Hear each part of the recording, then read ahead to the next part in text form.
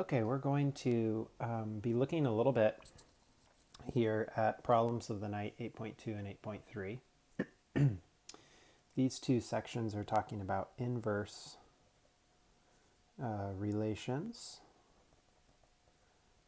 and functions and their properties.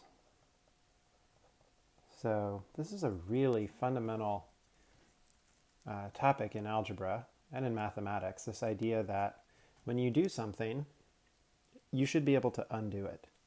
So when you multiply by 2, you should be able to divide by 2. When you add 4, you should be able to subtract 4.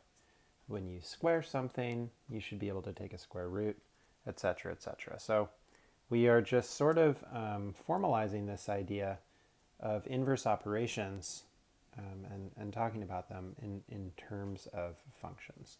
So the first problem gives us a couple functions here, f of x and g of x, and asks us to find some values. So hopefully you already found these, and maybe you can just skip forward and check your answers, or if you haven't, I'd encourage you to pause, plug these in, and then see if you get the same thing as me. If I plug 1 in here, f of 1 should be 2 times 1 plus 4, and that is 6. If I plug 6 in here, I should have, let's see, g of 6 is equal to 6 minus 4 over 2, which is 2 over 2, which is 1. If I plug negative 12 into g, I should get negative 12 minus 4 over 2, which is negative 16 over 2, which is negative 8. And if I plug negative 8 into f, I should get 2 times negative 8 plus 4, which is negative 16 plus 4, which is negative 12. So interesting, right? We should see sort of an interesting relationship between these two functions already. Now let's move on to f of g of x and g of f of x. So these are the compositions of these two functions, right? Remember that compositions are plugging one function into another.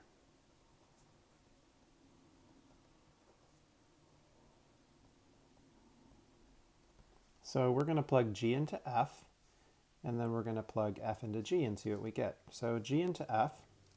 So what I'm going to do is make a template for f, 2 times whatever I want to plug in, right? Because I'm replacing x with whatever I want to plug in, plus 4. And what I want to plug in is g, which is x minus 4 over 2. So x minus 4 over 2. And for g of f of x, I'm going to make a template for g. The template for g is going to be blob minus 4 all over 2. I'm replacing that x with parentheses so that I can plug whatever I want in. And what I want to plug in is f, which is 2x plus 4. Now I'm going to do some simplification. So when I multiply 2 times something divided by 2, these divide, and I just have x minus 4 plus 4, which is x. Over here, this should just simplify to 2x over 2 because the 4 minus 4 is 0, and that ends up being x. Okay, so there are a couple things that I notice. First of all, I notice that if f of a equals b, then g of b equals a. So it seems like on the f graph there's the point a comma b, and on the g graph is the point b comma a. So coming back up here, I'm getting that from here, right? When I plugged 1 in, I got 6. But when I plugged 6 into the other function, I got out 1. So they have the reversed x and y values. Same thing over here. Plug in negative 12, get out negative 8. Plug in negative 8, get out negative 12. So it looks like they are swapping x and y values.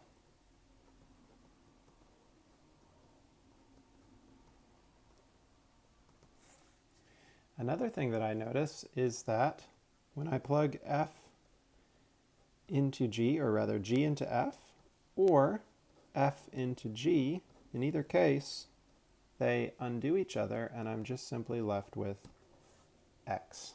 So these functions undo each other. And thinking about this in terms of a little representation, I plug x into g, and out comes g of x. When I plug that into f, out comes x. So by the end of going through both functions, I'm back where I started, which is what I mean by undoing. Interesting. Okay, so these functions seem to be undoing each other.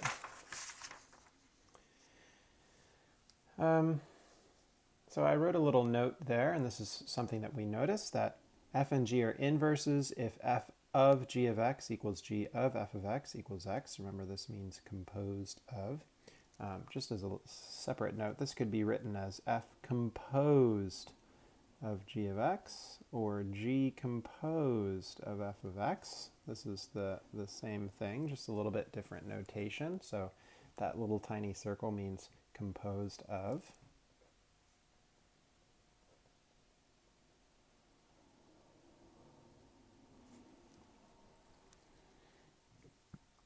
Also, g of x is written f inverse of x. So this says f inverse of x.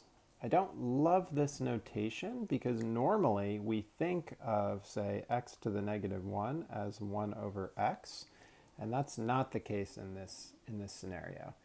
F to the negative 1 is not 1 over f. So this notation is a little unclear. It does not mean this in this case. Not in this case. It just simply means the inverse function. So one way to find the inverse function, we saw earlier that the x and y values swap. So we can simply swap the x and y values in this equation and then solve for y. So when I say swap, I mean literally swap. X equals 1/6 y minus 5. I just swapped my x value with my y and my y with my x. Now I'm going to solve for y. And to solve for y, I can add 5 to both sides and get x plus 5 equals 1/6 y. And to undo multiplication by 1/6, I can multiply by its reciprocal, which is 6 on both sides. And I should then get 6x plus 30 equals y, or y equals 6x plus 30. So if this were f of x, then this would be f inverse of x. And another part of the question asks, how could you check? Well, you could check by plugging one function into the other. So let's plug f inverse into f, and let's plug f into f inverse and see what we get. If they are truly inverses and we found the right inverse by swapping our x and y values and then solving, we should just get x. So let's go ahead and plug this into this. Well, I should get 1/6 times parentheses 6x plus 30 minus 5, which is, distributing the 1/6, x plus 5 minus 5, which is x. Perfect. So when I plugged the inverse into the original, I got x. Let's check the other way around. Now I am plugging f into this function, the 6 times blob, 1/6 x minus 5 plus 30. Distributing the 6, I get x minus 30 plus 30, and that is x. So I have proven that these functions are in fact inverses by plugging them into each other and using composition to show that they undo each other. When I plug x into this function, then into this function, I'm just left with x again.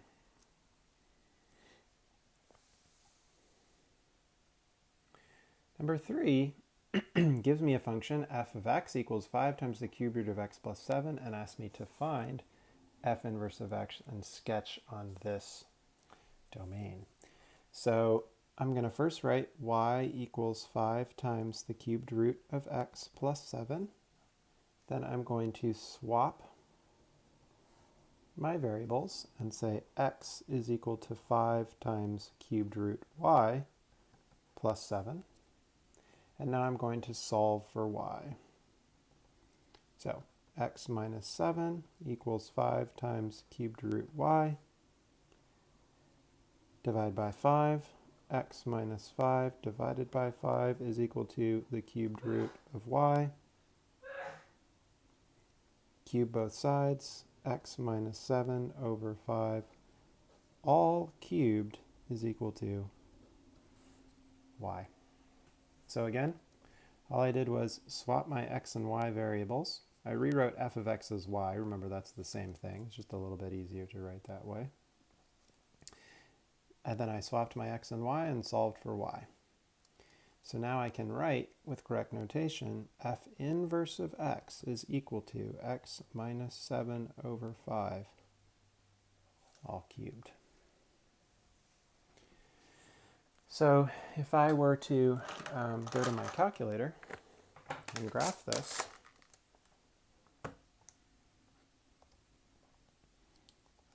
clear out some graphs here. So I'm going to graph 5 times x to the 1/3 power, because that's the cube root of x, plus 7. And I'm going to graph, in parentheses, x minus 7 divided by 5, all cubed. Then it asked me to graph only from negative 20 to 20, so I'm going to change my window to negative 20 to 20, and let's do my y min of negative 10 and a y max of 10. We can change that later if we need to, and graph it. Okay, so there's one function and there's the other. Interesting. Let's show a little bit more, a few more y values. So window, let's go say negative 50 to 50 and see what we get now. Okay, so that looks kind of like a cubed root function. And this looks like a cubed function. Interesting. The only problem is it's kind of hard to see because it doesn't look square. If I go to zoom square, it might be easier to see what we're trying to see here. Yeah, that looks a little bit better. And there, yes. Okay, so ideally if you do square, you'll notice that these things have a certain symmetry. So basically, one graph looks like this, and the other graph looks like that. So this is f of x, and this is its its inverse, f inverse of x. And they are symmetric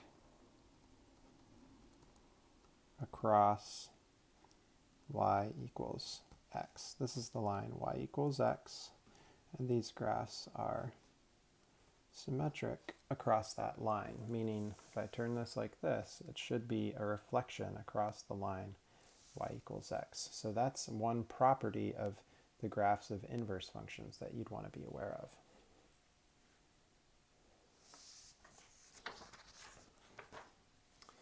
Four through 8 you're going to be able to figure out in your textbook. Just look at what I uploaded, or pages 522 to 524.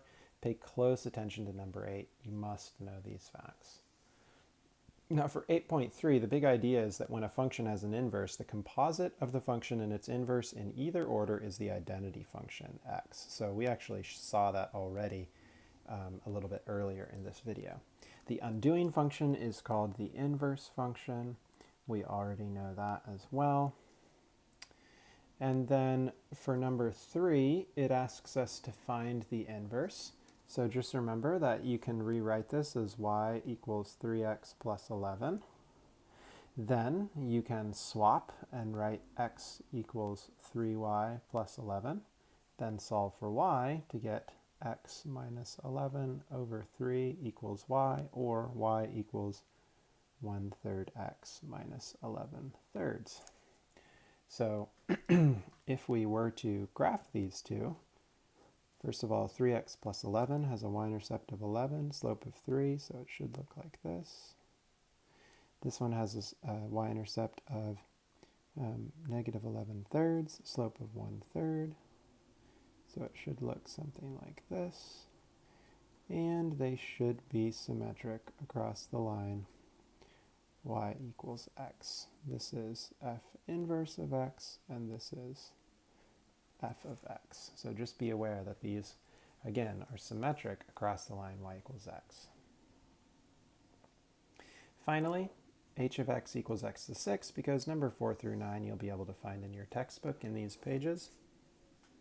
X to the 6. Well, we could make a table if we're not sure how to graph this. So let's say here's x. Let's give this a -2, -1, 0, 1, and 2. And then an h of x would just be the outputs that we get. So -2 to the 6th is 64. -1 to the 6th is 1. 0 to the 6th is 0. And again, we get 1 and 64 over here. Now, if we want to find a table for h inverse, then all we need to do is swap these x and y values. So if we plug in 64, we should get out 2. If we plug in, -2. If we plug in 1, we should get out -1. If we plug in 0, we should get out 0. If we plug in 1, we should get out 1. If we plug in 64, we should get out 2. Now you should notice a problem here is that because multiple inputs had the same output, now the same input has multiple outputs. So that might be a problem as far as thinking of this as a function versus a relation. Graphing these two, well, 0, 0, 1, 1, 1, 1, and then 264, of course, is going to be way up here. So x to the 6th is a very, very steep parabola-looking thing, right? This is h of x. Now the other one, 0, 0, 1, -1 would be here, and 1, 1 would be there. Then we'd have points over here and here. So it's going to look like this and like that. So we can see that h inverse of x is not a function, unfortunately. But they are still symmetric across the line y equals x graphically.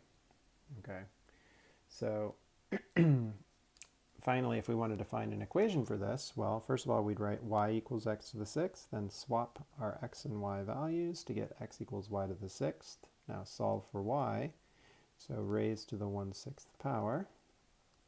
Now we have x to the 1/6 equals absolute value y, so therefore y equals plus or minus 6th root of x. Here's 6th root of x, here's -6th root of x.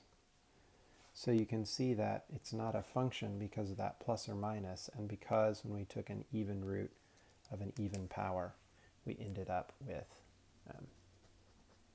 an absolute value. So that brings us to the end of this assignment, but I will just summarize some things that would be worth knowing about inverse functions. Okay. Inverse functions. Okay, so numerically,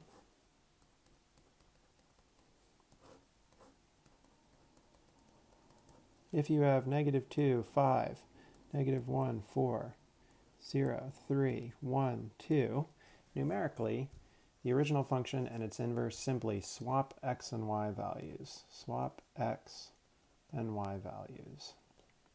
So that means that if I plug in 5, 4, 3, and 2, I should get out -2, -1, 0, and 1.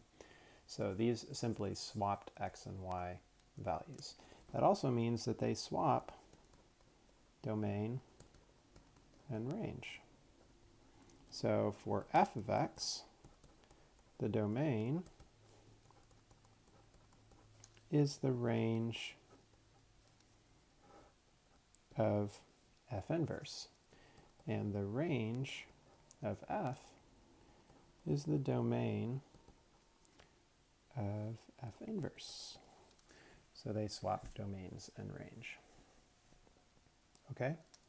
Now we also know that f of f inverse of x is equal to f inverse of f of x, which is x. So when composed, these functions undo each other.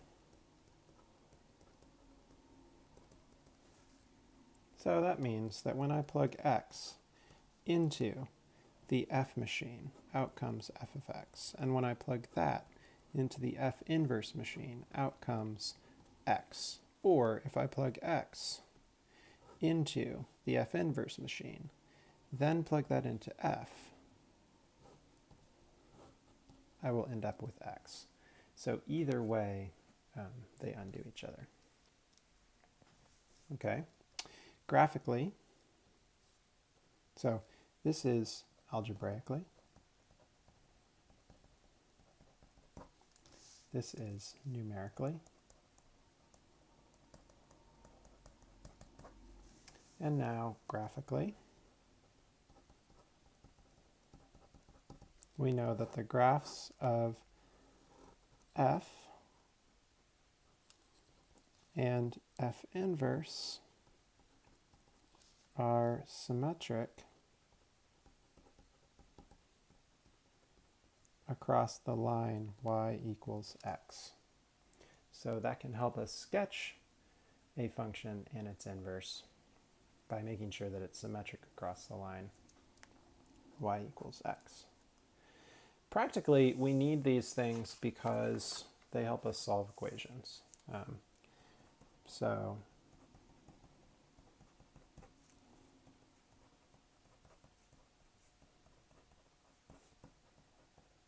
And solving equations like, when will the coronavirus be have slowed down enough so that we can actually go back to school, and other questions that we care about like that.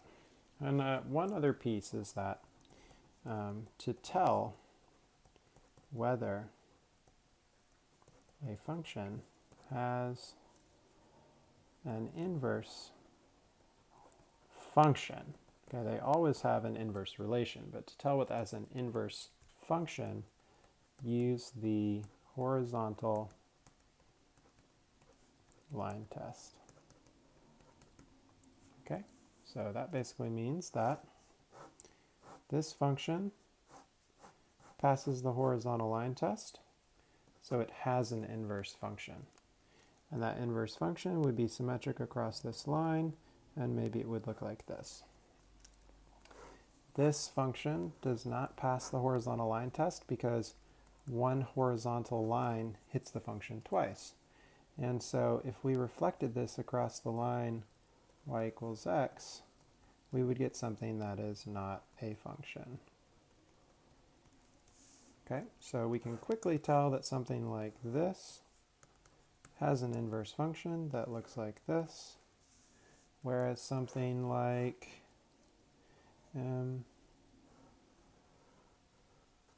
this does not have an inverse function. If I were to try and draw it, it might look like, this and this and this or something. Anyways, it would fail the vertical line test right in here if I had drawn it correctly. So horizontal line tests can be used to see if a function has an inverse, because in order to have an inverse function, a function must be 1 2, 1, meaning each x has one y, each y has one x only. So not only must you only be going to one party, but each person can only go to their own unique party so that when you reverse it, you have no issues. Okay.